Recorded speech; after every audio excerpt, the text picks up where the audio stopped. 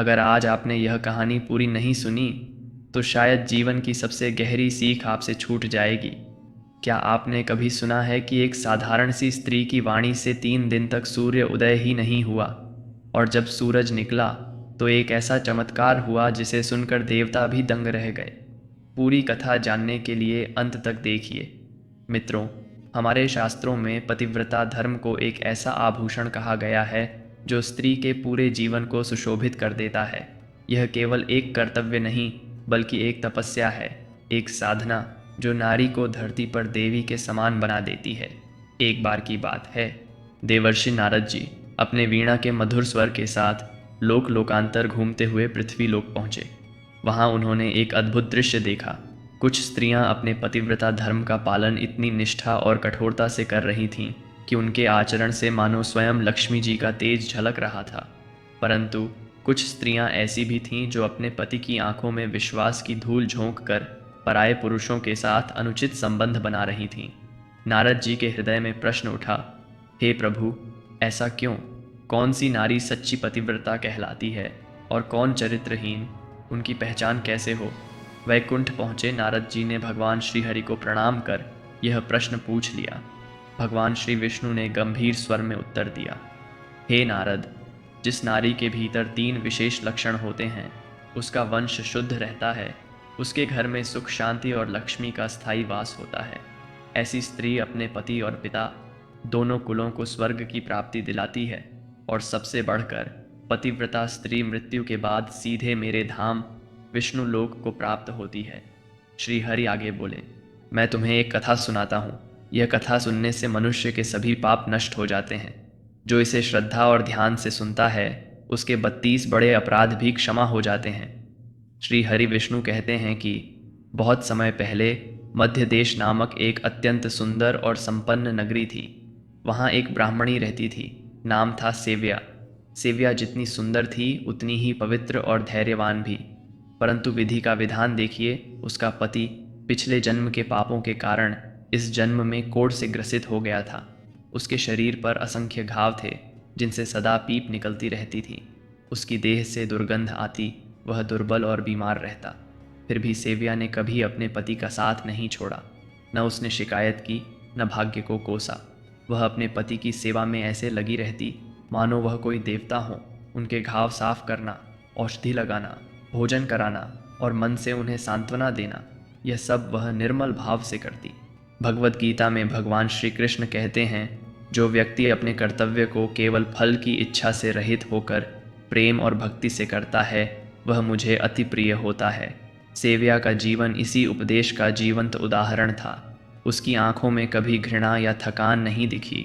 उसके लिए उसका पति केवल एक रोगी नहीं था, वह उसका धर्म था, उसकी पूजा थी। सेव्या के हृदय में अपने पति के लिए अपार प्रेम था। वह केवल पत्नी ही नहीं बल्कि एक सच्ची सेविका, मित्र और जीवन संगिनी थी। पति के मन में जो भी इच्छा उठती वह अपनी पूरी शक्ति और सामर्थ्य से उसे पूरा करने का प्रयास करती। भगवान श्री हरि कहते हैं, सेव्या अपने पति की सेवा वैसे ही करती थी जैसे कोई मंदिर में देवता की सेवा करता है, पूरी श्रद्धा और भक्ति से। उसने अपने मन की सभी व्यक्तिगत इच्छाओं का त्याग कर दिया था और अपने जीवन का उद्देश्य सिर्फ अपने पति की प्रसन्नता को बना लिया था। लेकिन विधाता ने उसकी निष्ठा की कठिन परीक्षा लेनी चाहिए। एक दिन सेव्या का पति रास्ते से गुजर रहा था, तभी उसकी नज़र एक अत्यंत सुंदर वेश्या पर पड़ी। उस वेश्या का रूप, उसका आकर्षण और लावण्य उस बीमार ब्राह्मण को काम वासना से भर गया। वह उसके रूप में ऐसा खोया कि दिन रात उसी के बारे में सोचने लगा। जब वह स्त्री उसकी आंखों से ओझल हो गई तो उसका मन जैसे बुझ गया। वह उदास रहने लगा, भोजन त्याग दिया, रातों को जागता रहता। पत्नी सेव्या ने यह देखा तो उसका हृदय व्याकुल हो उठा। वह दौड़ते हुए उसके पास आई और बोली, हे नाथ, क्या हुआ आपको? आप इतने उदास क्यों हैं? आपने तो खाना पीना छोड़ दिया है और रात में भी नींद नहीं आती। मुझसे कहिए, क्या कष्ट है आपको? जो भी इच्छा है मुझे बताइए, मैं आपकी हर आज्ञा का पालन करूंगी। आप मेरे लिए गुरु हैं, प्रियतम हैं, मेरा सब कुछ हैं।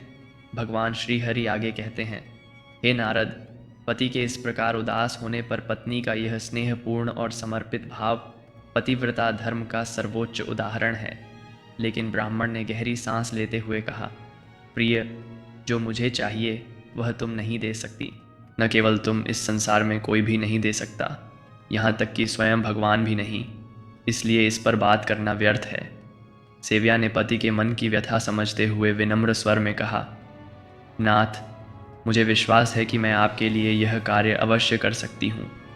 आप बस मुझे आज्ञा दें, मैं अपनी पूरी शक्ति और साधन लगा दूंगी। यदि मैं यह कार्य पूरा कर पाई तो यही इस लोक और परलोक में मेरे कल्याण का कारण बनेगा। तब कोढ़ से पीड़ित ब्राह्मण बोला, ठीक है, सुनो।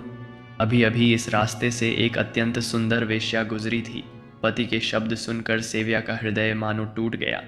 कोढ़ से पीड़ित पति ने न केवल किसी और स्त्री की इच्छा व्यक्त की, बल्कि उस कामना को पूरा करने के लिए स्वयं अपनी पत्नी से कह दिया। यह बात किसी भी स्त्री के लिए असहनीय थी, पर सेव्या की नज़र में उसका पति केवल एक रोगी नहीं, बल्कि उसका धर्म, उसका व्रत, उसका ईश्वर था। वह भारी मन से बोली, नाथ, आप धैर्य रखें, मैं आपके इस कार्य को अवश्य पूरा करूंगी। उसकी आंखों में न आंसू थे, न क्रोध, बस एक अद्भुत शांति और संकल्प था। उसने मन ही मन निश्चय कर लिया कि चाहे जो करना पड़े, वह अपने पति की इच्छा पूरी करेगी, क्योंकि उसके लिए पति की सेवा ही सबसे बड़ा धर्म था। भगवान श्री हरि कहते हैं, हे नारद, यही पतिव्रता का वास्तविक स्वरूप है, जहाँ त्याग, धैर्य और निष्ठा अपने स्वार्थ और भावनाओं से भी ऊपर उठ जाते हैं। रात्रि का अंतिम प्रहर था। अंधेरे और सन्नाटे में सेव्या घर से निकली। एक हाथ में झाड़ू, दूसरे में गोबर। चेहरे पर कोई शिकायत नहीं, बल्कि एक हल्की मुस्कान। मन में विचार था, यदि इस मार्ग से मेरे पति का सुख संभव है तो मुझे यह अवश्य करना होगा। वह उस वेश्या के घर पहुंची। आंगन वीरान था, लेकिन सेव्या के हाथों ने उसे जीवन दे दिया। झाड़ू से सारी धूल हटाई, फिर गोबर से लीपकर आंगन को इतना सुंदर बना दिया कि मानो कोई पूजा स्थल हो। काम पूरा होते ही, बिना किसी को दिखे, वह चुपचाप अपने घर लौट आई। यह क्रम केवल एक दिन का नहीं था, 3 दिन तक सेव्या यही करती रही। हर सुबह वेश्या जब अपने आंगन को देखती तो अचरज में पड़ जाती। इतनी सुंदर सफाई किसने की? इतना स्वच्छ आंगन तो मेरे सेवक भी नहीं बना पाते। उसने सेवकों से पूछा, पर उत्तर मिला, हे स्वामिनी, यह काम हमने नहीं किया। जब हम उठते हैं तब तक कोई आकर सफाई कर चुका होता है। अब वेश्या का मन और भी उत्सुक हो गया। उसने तय किया कि वह पूरी रात जाग कर देखेगी कि यह अदृश्य सेवक कौन है। तीसरी रात वेश्या ने अपने घर के कोने में छिपकर पहरा दिया। जैसे ही अंतिम प्रहर आया, उसने देखा, वह तो एक ब्राह्मणी थी। चेहरे पर तेज, आंखों में भक्ति, हाथ में झाड़ू। वह आंगन की सफाई में लगी थी। वेश्या चौंक पड़ी। अरे, यह तो सेव्या है। यह पवित्र पतिव्रता यहाँ मेरे पापी घर में सफाई क्यों कर रही है? वह दौड़ कर आई, सेव्या के चरणों में गिर गई और बोली, हे देवी, आप यह क्या कर रही हैं? क्यों मेरे जैसे पापिनी के घर का आंगन साफ कर रही हैं? कृपया यह कार्य मत कीजिए। आपका यह पवित्रता भरा कर्म मेरी आयु, यश, संपत्ति और कीर्ति का नाश कर देगा।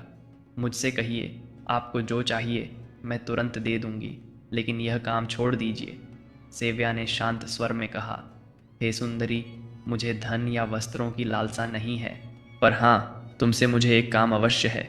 यदि तुम उसे कर दोगी तो मेरा मनोरथ पूरा हो जाएगा और मेरे मन को शांति मिलेगी। वेश्या ने हाथ जोड़कर कहा, हे पतिव्रता, शीघ्र बताइए, मैं वचन देती हूँ, आपका जो भी अभीष्ट कार्य है मैं बिना हिचक उसे अवश्य पूर्ण करूँगी। वेश्या ने सेव्या के चरणों को पकड़कर कहा, माता जी, आप तो महान पतिव्रता हैं। यदि मैं आपका कार्य कर दूं तो मेरे सारे पाप धुल जाएंगे। आपके चरण स्पर्श मात्र से ही मैं पाप से मुक्त महसूस कर रही हूँ। कृपया शीघ्र बताइए, मैं किस प्रकार आपकी सहायता कर सकती हूँ। सेव्या ने लजाते हुए आंखें झुकाकर कहा, हे सुंदरी, कुछ दिन पहले मेरे पति की दृष्टि तुम्हारे शरीर पर पड़ी थी। उसी क्षण से वह तुम्हारे मोह में बंध गए हैं और तुमसे मिलन की इच्छा कर रहे हैं। यह सुनकर वेश्या कुछ क्षण के लिए ठिठक गई। उसने मन ही मन सोचा, एक दुर्गंधयुक्त, कोढ़ से पीड़ित पुरुष, उसके साथ संबंध, विचार मात्र से उसके मन में अरुचि और दुख भर गया। लेकिन फिर उसने सेव्या की त्यागमयी आंखों में झांक कर कहा, हे देवी, यदि तुम अपने पति को लेकर मेरे घर आ जाओ तो मैं एक दिन के लिए उनकी इच्छा अवश्य पूर्ण करूंगी। सेव्या ने कहा, हे सुंदरी, मैं आज रात ही अपने पति को लेकर तुम्हारे घर आ जाऊंगी। जब वे तुमसे संतुष्ट हो जाएंगे तब मैं उन्हें वापस अपने घर ले जाऊंगी। वेश्या ने तुरंत कहा, हे पतिव्रता, अभी तुम अपने घर लौट जाओ, ताकि कोई तुम्हें यहाँ आते जाते न देखे। आधी रात को अपने पति को लेकर यहाँ आना, मैं तुम्हारी इच्छा पूरी करूंगी। देव्या घर लौटी और पति को सारी बात बता दी। पति ने आश्चर्य और थोड़ी झिझक से कहा, हे प्रिय, मैं उसके घर कैसे जाऊंगा? मुझसे तो चला भी नहीं जाता। देव्या ने दृढ़ स्वर में कहा, नाथ, आप चिंता न करें, मैं आपको अपनी पीठ पर बैठाकर ले जाऊंगी। जब आपका कार्य पूर्ण हो जाएगा तब मैं आपको वापस ले आऊंगी। भगवान श्री हरि कहते हैं, हे नारद, यही सच्चा पतिव्रता धर्म है, जहाँ स्त्री अपने धर्म को निभाने के लिए अपनी सीमाओं से भी आगे बढ़ जाती है। पति की आंखों में संतोष और प्रसन्नता भर आई। हे कल्याणी, तुम एक महान नारी हो। तुमने आज जो किया है वैसा संसार में कोई और नहीं कर सकती। रात का सन्नाटा था, चांदनी हल्की हल्की धरती पर बिखरी हुई थी। सेव्या ने अपने रोगी पति को पीठ पर बैठाया और धीरे धीरे वेश्या के घर की ओर चलने लगी। रास्ते में एक स्थान पर वह पहुंची जहां एक अद्भुत दृश्य था। वहां परम तेजस्वी मांडव्य अर्षि थे, जिन्हें एक गलत फहमी में राजा ने चोर समझ लिया था। राजा ने उन्हें दंड स्वरूप सूल पर चढ़ा दिया था। एक लंबा भाला उनके शरीर को आर पार कर चुका था, फिर भी वे जीवित थे और स्थिर भाव से तपस्या में लीन थे, मानो शरीर के कष्ट का उनसे कोई संबंध ही न हो। सेव्या उनके निकट से गुजरने लगी तो हुआ यूं कि अंधेरी रात में जब पतिव्रता स्त्री अपने दुर्बल कोढ़ीग्रस्त पति को पीठ पर बिठाकर वेश्या के घर की ओर जा रही थी, रास्ते में एक स्थान पर वह मांडव्य ऋषि के पास से गुजरी। मांडव्य ऋषि महान तपस्वी थे, लेकिन उस समय उनका शरीर राजा के अन्यायपूर्ण दंड के कारण सूली पर विद्ध था। फिर भी वे तपस्या में लीन थे, मानो देह का कष्ट उन्हें छू भी न रहा हो। अचानक अंधेरे में अनजाने में उस कोढ़ीपति का पैर ऋषि के शरीर से टकरा गया। इस स्पर्श से ऋषि की गहन साधना भंग हो गई। ऋषि की आंखें खुलीं और उनके मुख से क्रोध की ज्वाला फूट पड़ी। वे बोले, अरे पापी, तूने मेरी तपस्या भंग कर दी, मेरे शरीर को पीड़ा दी, इसलिए तुझे श्राप देता हूँ। सूर्योदय होते ही तू भस्म हो जाएगा। ऋषि के श्राप का प्रभाव तत्काल हुआ। कोढ़ीपति पीड़ा से तड़पता हुआ भूमि पर गिर पड़ा।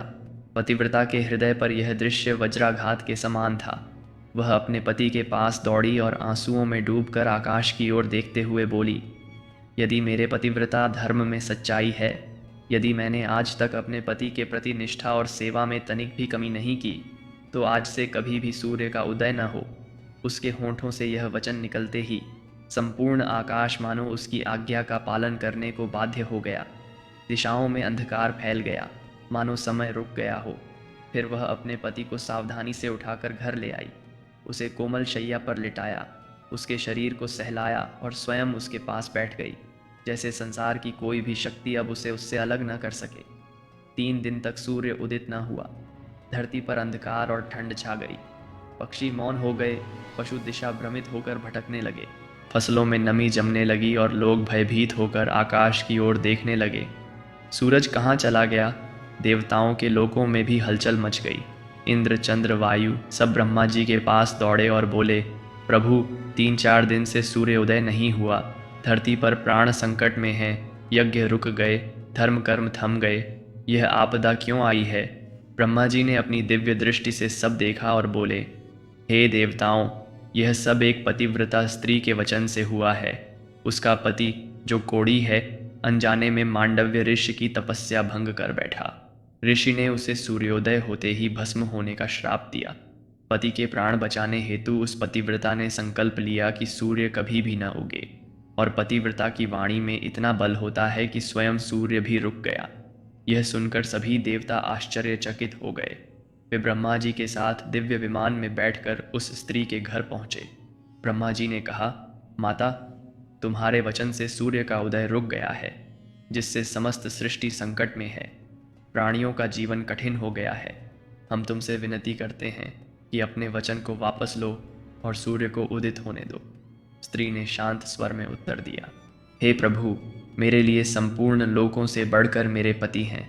सूर्योदय होते ही मेरे पति की मृत्यु हो जाएगी, क्योंकि मांडव्य मुनि का श्राप अटल है। मैंने यह किसी लोभ, क्रोध या मोह में नहीं किया। मैं केवल अपने पति के प्राण बचाना चाहती हूँ। उसके शब्द सुनकर ब्रह्मा जी ने समझाया, हे कल्याणी, तुम्हारे पति की आयु पूर्ण हो चुकी है। उनके प्राण त्यागने से पृथ्वी का कल्याण होगा। यदि तुम उन्हें जाने दोगी तो तुम्हें अपार पुण्य मिलेगा।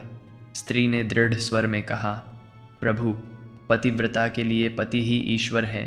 पति का त्याग करके मुझे किसी भी लोक में सुख नहीं मिल सकता। ब्रह्मा जी मुस्कुराए और बोले, हे सुमुखी, तुम्हारे अटल पतिव्रता धर्म से हम अत्यंत प्रसन्न हैं। तुम सूर्य को उदय होने दो। हमारे आशीर्वाद से तुम्हारा कोढ़ीपति कामदेव के समान सुंदर हो जाएगा। स्त्री ने कुछ क्षण विचार किया, फिर नम्रता से कहा, यदि ऐसा है तो मैं सहमत हूँ। ज्यों ही उसने सहमति दी, सूर्य उदित हो गया। मांडव्य मुनि के श्राप के अनुसार उसका पति तुरंत भस्म हो गया, लेकिन अगले ही क्षण उसकी राख से एक अद्भुत तेजस्वी पुरुष प्रकट हुआ। उसका पति अब कोढ़ रहित, युवा और रूपवान, मानो स्वयं कामदेव। यह देखकर स्त्री की आंखों में आनंद के आंसू आ गए। स्वर्ग से एक दिव्य विमान उतरा और वे दोनों उस पर सवार होकर स्वर्गलोक की ओर प्रस्थान कर गए। इस कथा में वही सत्य प्रकट होता है जो श्री भगवान ने अर्जुन से कहा, यो यत् श्रद्धः स एव सः। जिसका जैसा श्रद्धा और निश्चय होता है वह वैसा ही फल पाता है। और यह भी, अनन्याश्चिन्तयन्तो मां ये जनाः पर्युपास्ते तेषां नित्याभियुक्तानां योगक्षेमं वहाम्यहम्। जो भक्त एकाग्र भाव से मेरा स्मरण और धर्म का पालन करता है, उसके योग और क्षेम का भार मैं स्वयं उठाता हूँ। पतिव्रता स्त्री की अटल निष्ठा और धर्म पालन ने देवताओं को भी झुका दिया और उसके पति को नया जीवन दिया। दोस्तों, अगर इस कहानी ने आपके दिल को छुआ है तो इसे यहीं मत रोकिए। इसे उन तक ज़रूर पहुंचाइए जिनकी ज़िंदगी में थोड़ी सी रोशनी की ज़रूरत है। और ये कथा आपको कैसी लगी मुझे ज़रूर कमेंट करना। धन्यवाद। जय श्री कृष्णा।